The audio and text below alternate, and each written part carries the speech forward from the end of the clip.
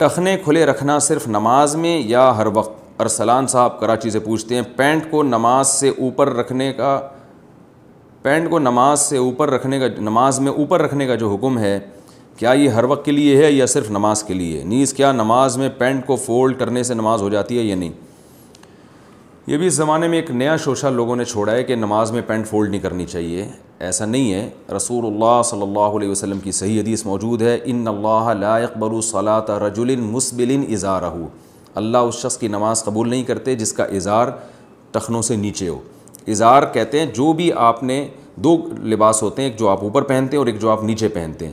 تو مرد جو بھی لباس نیچے پہنے گا، چاہے وہ پینٹ ہو، چاہے وہ شلوار ہو، چاہے وہ دھوتی ہو، کچھ بھی ہو، تو اس کو ازار یعنی ٹخنوں تک کھینچنا اس کا حرام ہے، ناجائز ہے. صحیح حدیث بہت کثرت سے ہیں اس بارے میں. اور آپ صلی اللہ علیہ وسلم نے ارشاد فرمایا کہ 3 لوگ ہیں جن کی طرف اللہ قیامت کے دن نظر رحمت سے نہیں دیکھے گا، نہ ان کے ساتھ کلام کرے گا. حضرت ابو ذر رضی اللہ تعالیٰ عنہ اس حدیث کے راوی ہیں. جب آپ صلی اللہ علیہ وسلم نے فرمایا 3 دفعہ یہ لفظ کو دہرایا تو حضرت ابو ذر نے فرمایا خابوا وخسروا من هم یا رسول اللہ، یہ لوگ تو بالکل ہی برباد ہو گئے، یہ کون لوگ ہیں؟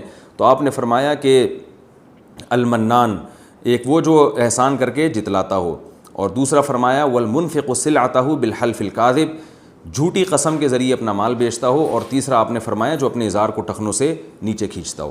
تو یہ بڑا گناہ ہے. بعض لوگ یہ کہتے ہیں کہ تکبر اگر ہوگا تو اس کو نیچے لٹکانا گناہ ہے، تکبر نہیں ہے تو گناہ نہیں ہے.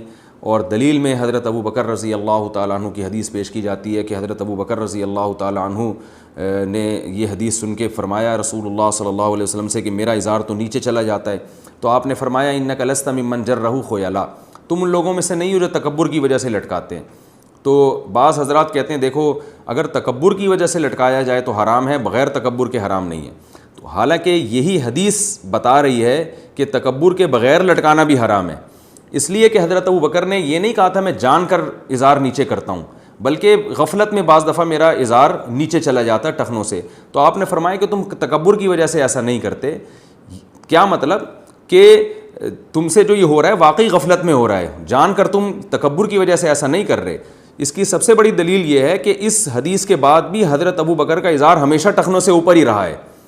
تو صاف پتہ چلتا ہے کہ حضرت ابو بکر کو نبی نے اجازت نہیں دی ہے، بلکہ ان کو ان کے لیے ایک نرم گوشہ اختیار کیا ہے کہ اتنی بات تو طے شدہ ہے کہ تم یہ کبر کی وجہ سے نہیں کر رہے تو اتنا زیادہ پریشان ہونے کی ضرورت نہیں ہے. باقی حکم یہی ہے جو دوسرے صحابہ کا حکم ہے کہ آپ بھی اوپر رکھیں جیسے میں اوپر رکھتا ہوں، کیونکہ سب سے زیادہ تواضع تو ہمارے نبی میں تھی. اور صحیح حدیث سے پتہ چلتا ہے کہ نبی صلی اللہ علیہ وسلم کا ازار کبھی بھی ٹخنوں سے نیچے نہیں ہوا. بعض لوگ کہتے ہیں کہ یہ اس زمانے کا کلچر تھا، ہمارے زمانے میں کلچر اس کو قبول نہیں کرتا. یہ بھی غلط ہے. حضرت عثمان رضی اللہ تعالیٰ عنہ کو جب رسول اللہ صلی اللہ علیہ وسلم نے صلح حدیبیہ کے موقع پر مکہ بھیجا اور مذاکرات کے لیے، تو حضرت عثمان کا جو ازار تھا وہ آدھی پنڈلی تک تھا. تو مشرکین مکہ مذاق اڑانے لگے کہ یہ کیسا تم نے ازار رکھا ہوا ہے. تو حضرت عثمان نے فرمایا کہ میں اپنی نبی کی سنت کو تم احمقوں کی وجہ سے، یا کچھ اس سے ملتے جلتے الفاظ تھے، میں تم لوگوں کی وجہ سے چھوڑ نہیں سکتا. تو اس سے پتہ چلتا ہے کہ عرب لوگ اس کو پسند نہیں کرتے تھے کہ ازار ٹخنوں سے اوپر ہو. اس کے باوجود نبی صلی اللہ علیہ وسلم نے ازار کو ٹخنوں سے اوپر رکھنے کا حکم دیا ہے. آج تک صدیوں جتنے علماء صلحاء آئے سب اسی کی پابندی کرتے رہے ہیں. تو اس لیے مسلمان مرد کے لیے بہرحال یہ لازم ہے کہ وہ پینٹ ہو یا شلوار ہو یا کوئی بھی ایسا ازار ہو اس کو ٹخنوں سے اوپر رکھے. اور نماز تو بہرحال نہیں ہوگی، یعنی واجب الاعادہ ہوگی، کیونکہ نماز کے بارے میں تو اور زیادہ تاکید ہے. البتہ مسقط میں نے دیکھا کہ وہاں کوئی امام ایسا نہیں نظر آتا جس کا ازار ٹخنوں سے نیچے ہو یا اس کی داڑھی چھوٹی ہو. اور اس کی وجہ یہ ہے کہ وہ اباضی فرقے کے ہیں، اور اباضی فرقے کا یہ ہمیشہ سے نظریہ رہا ہے کہ جو شخص گناہ کبیرہ کا ارتکاب کرتا ہے وہ ہمیشہ جہنم میں جائے گا. تو اس کا یہ عقیدہ تو صحیح نہیں ہے، لیکن اس عقیدے کا ایک فائدہ بہرحال عملی لحاظ سے یہ ہوا کہ وہ کبیرہ گناہوں سے بچنے کا بہت اہتمام کرتے ہیں. تو اس لیے وہاں نہ کوئی امام داڑھی کاٹتا ہے اور نہ کسی کا ازار مجھے اس کا جبہ یا ازار ٹخنوں سے نیچے نظر آیا. تو بہرحال یہ دونوں کبیرہ گناہ ہیں. اس کا جو ہے نا نبی صلی اللہ علیہ وسلم کے حکم پر عمل کرنا چاہیے اور اس میں شرم و حیا نہیں کرنی چاہیے. مشہور صحابی جب فارس کے دربار میں گئے، وہاں ان کے ہاتھ سے نوالا گر گیا کھانا کھاتے ہوئے، تو وہ نوالا اٹھا کے صاف کر کے کھانے لگے.